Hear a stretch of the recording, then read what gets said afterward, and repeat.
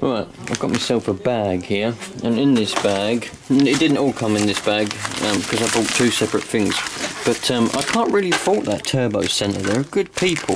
That bolt that I lost was an ordinary 6mm bolt. I don't know how long it was, but because over here in England, I think in America you have like your what do you have over there, Lowe's and things like that. You can go in there and you can just buy random bolts. Wickses and Screwfix and all that, they don't have a tester thing. You just have to kind of know what bolt you want, and I don't know what bloody bolt I want. So I rang up these people that supplied me with the turbo, and I said, look man, I've lost that one little bolt that holds on the old return line. And he's like, alright, yeah. And I said, well, I don't suppose you'd sell me a bolt, would you? I was a bit expecting to have to buy it for a couple of quid and pay some postage. But he went, no, it's alright. I'll put a few bolts in a bag, and I'll put you a new gasket in as well. So I've got a new gasket, and I've got a load of random bolts here, hopefully one of which will fit. Lovely job. They're very good people in that turbo centre. So I'm going to go and have a look at that in a minute, so if I can get that done. But also, in here, I have the keys to the Land Rover, for some reason. I don't want to put them in there. What else have we got? Yeah, and I bought a load of them little blanking things, because I need one of these for the Land Rover, so I'm hoping that this big one will fit the Land Rover, but I bought a load of different sizes, because on the inlet, on the air inlet side, just after the turbo, on the Focus, I've put a blank. A lot of you probably remember I cut up a marigold glove, didn't I? And then I put that as a blank, like that. So this part on it is a, oh, there's a logo, 16mm, is a bit of a marigold glove. It's the finger of a glove, which ain't perfect, is it? You know, it's probably a bit porous. So I've got I've got a load of these silicone bungs, so hopefully one of these will do the job on that, and the other one, hopefully this larger one, will do the job for the Land Rover. So I'm going to go see if I can get this all return all done up and have a look, see how we go. Know what I've got one of these. I did have one quite a while back and I've lost it. I don't know where it's gone, but it was a different type. The one I had was red and I can't remember who made it. But I decided I wanted to, well, this popped up on my Amazon, like you might be interested in, sort of thing. And I was like, oh yeah, drill pump. I wonder what happened to my other one, but this one is meant to be a better one, so I got it. I thought, oh blimey, let's have a little test of it. It says never run dry. Well, that's common sense. And this will be quite interesting because I can hook this up to my water butt and you know, have a look at it. I think I might do a video on this, you know, like a have a look at and review kind of video. It's made by Tool Zone. Extra heavy duty water pump for drill. Oh really? Well, that's amazing. Apparently it's sort of suitable for all power drills. Ideal for pumping out garden ponds. Garden ponds? I think it'll take a while, won't it? Unless you've got a really small pond. Rainwater barrels. That's what I want mine for. Flooded cellars. Oh yeah. Aquariums. Yeah, that's good. And irrigation of fields and gardens. Irrigation of fields and gardens. A bit small for that, isn't it? Blimey. Also for what? Decanting of barrels of, oh, I see what you mean. Oh right, okay. Yeah, it's good for heating oil and diesel and all that kind of stuff, and wine as well apparently. Brilliant. Self-priming and permanent working. Really. Specifications: maximum output is 3,000 litres per hour at 3,000 RPM. I don't know what RPM these battery drills here do, but yeah, we'll have a look at that, I suppose. Maximum pumping height 20 metres. That's pretty good, I suppose, for a little pump like this, isn't it, eh? Maximum self-priming 400 centimetres there, that's all right. What have we got here? Maximum output pressure at 300. 3 bar pressure. That's, you know what, I reckon that's pretty good. It's not going to be like, because I think my old one, it used to just be like, you could piss faster than that, do you know what I mean? You really could, even if you drunk loads and loads and loads of water or something, you know. And but this one, it looks like it's going to be pretty good. I'm pretty excited to have a look at this one. Shaft, 8mm diameter. Well, I think I'm going to go and see if I can find some outlets to put on there, and a bit of hose pipe here and there, and give it a go maybe later on today if nothing's frozen out there. So, put them new gasket on, the new bolt, that was the right pain in the arse that is. I'm just looking now to see if there's any leaks, because it was a leak somewhere that killed it in the first place.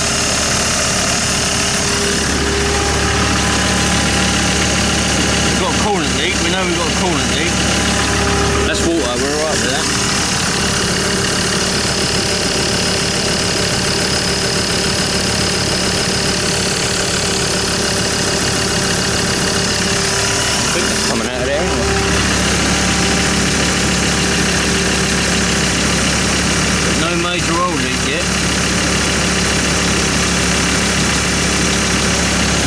old oil. Look, see where it all went under there.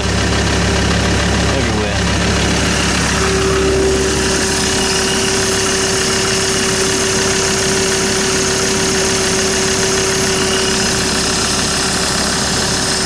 Right, I'll leave it running for a while, let it warm up and see what happens.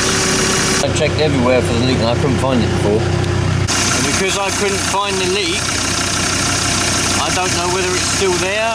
I don't know whether the leak was that little gasket on the oil return, because on the old turbo it did look very bad. Getting a little bit of blow by come out of that tube now. But you know, so far we're alright. I know I've got a bit of a water leak there. And I've got another water leak down there. But I'm more concerned about this oil leak on this turbo. So once my tyres are pumped up, I'm going to go for a little ride and see what happens. Hopefully there won't be a leak. Oh, nearly Christmas everyone. Merry Christmas. I'm going to do a Christmas video soon.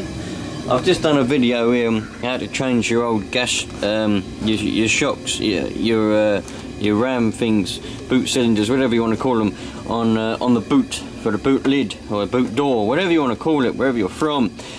I've just done a video on that, and I was going to incorporate it into this video, but I decided I think I'm going to have it as just one video, just a video purely on that, so that people that want to look up how to change them can just get the information they need, and they ain't got to sift through one of my long and boring videos to try and find the information that they want. But it's very simple to do. Well, it's incredibly simple. You'll see the video will go up. And anyway, I wanted to get a lot done today, but that wife, she woke up in one of her funny moods again, and apparently I'm an awful person and everything I do is incredibly wrong.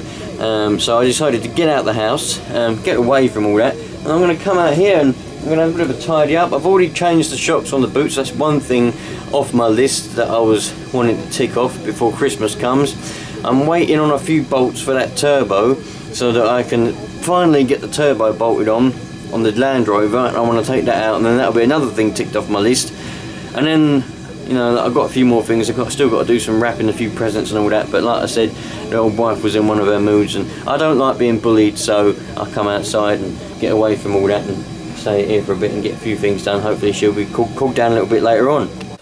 I do find it strange how women are supposed to be, the females are supposed to be the clever ones. They like to class themselves as the clever ones, cleverer than males, you know. But I'm not finding that to be the case in any situation really. Now, to give you an idea of what I'm talking about, this happens quite often. Now I do the shopping, the food shopping, right? I do the cleaning, I do everything in the house, right? Now every end of every week, on either a Friday night or a Saturday morning, I order the food shopping. Now we order it online because we don't have a chance. I don't have a chance to go out and buy any. I'm at work, and then when I finish work, yeah, Tesco's 24-hour, but I'd rather not. I'd rather not walk around at that time of night. I just want to go home. Anyway, so we order the shopping at a place called Occado's, and it gets delivered. So I ordered all the shopping and done it all last night, finished it off and done everything, you know, made a list as you do and do all the shopping and everything. Then this morning, I don't understand why, but that female went to a shop, bought loads of food and come back. Now she pretty much got everything on the list.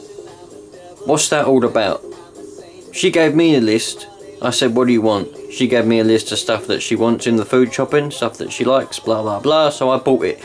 And it's actually going to be delivered in about an hour's time. But she went out this morning and bought everything again. So now we've got stocked up cupboards full of food, but there's more coming. It's all the same stuff. What a waste of money. Females aren't clever. Females are incredibly unclever. I don't know what's going on here. I can't understand. I'm sorry, but I can't. And then she has, and then these women have the, what is it? Is it cheek? I suppose they do have the cheek to moan, oh, we've got no money, I haven't got any money. Because you wasted it like that. now we've got double lots of the same food, half of which ain't gonna last long enough. I mean, it's alright for tins and stuff that's gonna last a long time, because it means we ain't got to buy it next week. But now we've got 4 lots of minced beef and chicken that it ain't gonna last a week, 2 weeks. What's going on? Dare say there's some women out there that their other male half is doing that, because there's also some very stupid males out there. But I can't understand any people's logics and thinkings. What ridiculous. So now I've come back out in the garage and I'm going to go and get the car fixed, because man, what a ridiculous scenario. Oh, just had to light the heater again, and when I come back in here, bloody see the steam. God, bit nippy. So to recap, what happened was, on the Land Rover, I was on the motorway. I was on full boost. I was full throttle as always, going up a hill, and I thought it was a bit lacking in power, just a bit anyway. You lot will know this story, but I'm just recapping for those of you that might not know what happened. And anyway, so I pulled over in the services on the motorway. I could smell oil, not burning oil, just hot oil. There is a difference. Burning oil is when it's been burnt, coming out the exhaust, or getting burnt on the exhaust, on the outside of it. And this was just hot oil, because it was being sprayed. It was going over the hot engine. I mean, it was hot oil anyway, because it's red hot oil. And there's a difference in smells anyway. So then the oil was everywhere. It sprayed out all over the place, and the turbo was making scraping sounds. So that was that. So my plan was, there was obviously a leak. There was an oil leak somewhere, and I'm not sure whether the leak happened and then the turbo got starved of oil because it was leaking out and not going in the turbo and lubricating it. That killed the turbo. Or if the turbo had died, it just worn out and it was just flapping around and then caused a leak. I don't know what happened first. I still don't know what happened first. But my plan was, I needed a new turbo, so I buy a new turbo. Got a new turbo. I didn't do anything to the car. I didn't look for any oil leaks before I got the turbo. I got the turbo. My plan was to take the old turbo off, find the leak, yeah, where the leak was coming from, before I put the new turbo on. Do it all in one go. But I took the old turbo off. I couldn't find nothing wrong. There was nothing wrong. There didn't appear to be any leaks, any splits in the feed line, nothing in the return line. I couldn't find nothing that was causing a leak. So I put the new turbo on anyway. Although I did notice that on the old turbo, on the return line, yeah, or the drain line, whatever you want to call it, there's a little gasket. There's a little one of these gaskets. Let's have a look. Have I still got the old one? Oh, I don't know what I've done with it. I probably ate it for lunch or something. I don't know what I've done with it. But there was a little gasket anyway, and yeah, I don't know where it is. Anyway, it was perished. It was bad. It was falling apart. So I'm hoping. I mean, I've put a new gasket on and everything, and I can't see any leaks now.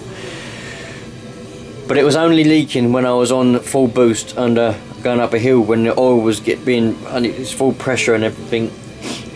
After I was in the services, yeah, there was no leak. The leak was only happening while I was at 3,000 RPM and on full boost, so full power. There was no leak on tick over or revving it or driving slow. So I don't know what the hell was going on there. Anyway, so I haven't found any leaks. I put the new turbo on. I've started it up. I've had it running. There's no leaks now. I've driven it around the block. There's no leaks. So I'm just hoping that should be that. It was that little gasket, I hope, that perished on the old one. I'm in a little bit of a tidy up here, trying to make myself a little toolbox to sort of go around so I don't have to keep coming in and have a look at the big one. This is a torque wrench, my friends. Quite an old one. I don't think they probably don't make them like this anymore. Well, I'm not sure, they might do, but I don't think they do. Oh, there was the way around. Yeah, I know there is a few people out there that don't know what a torque wrench is or how to use one. And that had become evident the other day, didn't it, Mr. Two-Wheeled Wheel? Watching you use the torque wrench and going past the click. Dude, what's going on, man? Anyway, this one don't have a click. This one you just do the bolt and this needle moves to, you know, to where it's meant to be, and then you just stop. It's on foot-pounds. This is, I think it's quite old. I know it's made of plastic on the top there, but I think it is quite old. But it's a nice one. There is other kinds. I think there's one in here. This should. Oh, hello. Got a brand new drain plug key there. What's that? Oh, it's all right, isn't it? Anyway, this is another torque wrench, or it should be. I think it is. Oh yeah, it is. Right. This is another type of torque wrench. Oh, this one looks like it comes with an extension bar as well. I can't remember the last time I bloody well used all these. I don't go by torques. I don't torque stuff up to the right torques of where it's meant to be. I just kind of go and see how it goes. But this is another type of torque wrench, and what happens is this here. This is like the one that two-wheeled wheel had, isn't it, dude? Yes, it is. Except I think yours was a snap-on one. Anyway, so you do your bolt up, and then that little joint there, that'll click. It won't move very far, but you'll just feel it click. That's when you stop. You don't go past that click, because that click means you've reached the torque of what you need to go to. So there's no point in using the bloody torque wrench if you're just going to go to it, click, and then keep going, because then you're just using it as a ratchet. But you twist that, and then you take it to the torque that you need, and then you wait. When it clicks, you stop. I do have a lot of fun. I have a lot of fun and laughs watching YouTube videos, you know that. Anyway, that's a torque wrench. I'm only playing around. If anyone gets offended, go away. I just tidied all this up, and now I'm getting it all back out again. All my piston compressors were... Oh, hello, what have we got here? An old set of circlip pliers. I forgot I had them in there. I like finding stuff that I forgot about. Oh, a bit of rubbish though.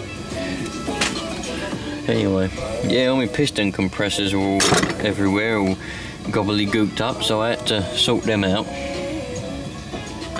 Anyway, that's that then. So I'm sorting out a little toolbox. What have we got here?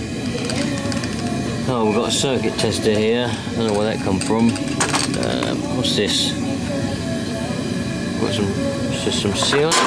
Oh, well, it was a bit of sealer, I think. Yeah, an engine sealer. It's probably not. Oh, it's not. It's soft. Oh, I might better use that. The joining compound. I might better use that. Right, we'll keep that out of there then. I don't really want that out there. I'll put that on the heater for now. That'll be alright. What else we got? Oh, we've got the alternator and battery tester. These come in handy, these do. Bit of a cheap one, but it's alright. These do come in handy. I'll just stick that on there, like that.